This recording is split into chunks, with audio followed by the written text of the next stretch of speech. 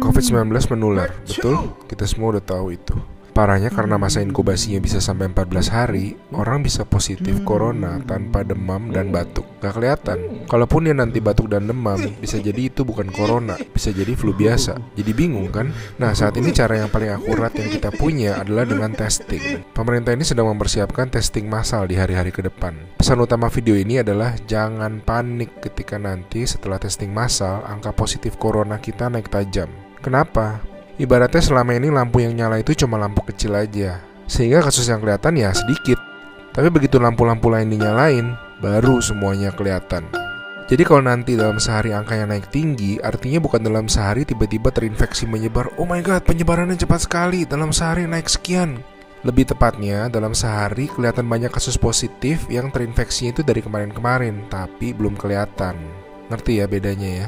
Pahit emang rasanya ngeliat fakta, tapi ini penting banget. Makin kelihatan, makin mereka bisa diisolasi sehingga nggak nularin ke orang-orang yang lebih banyak lagi.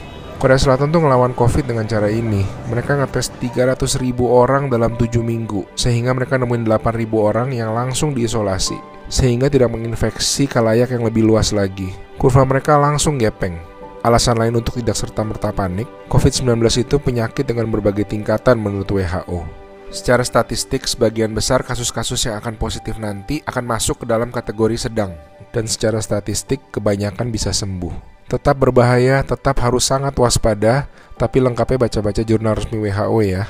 Di hari-hari ke depan kita akan lihat banyak orang positif corona, teman-teman kita, saudara-saudara kita. Tapi ingat, jangan jadi stigma. Corona itu bukan aib, dia bukan dosa, dia bukan kesalahan orang itu sendiri. Jadi kita tetap harus waspada, harus menjaga diri kita tidak terinfeksi. Kita malahan harus bantu mereka untuk jadi sembuh. Jadi akhirnya massive testing itu perlu, supaya yang sakit dan tercecer di sana-sini bisa diisolasi sehingga tidak menimbulkan lebih banyak orang yang terinfeksi.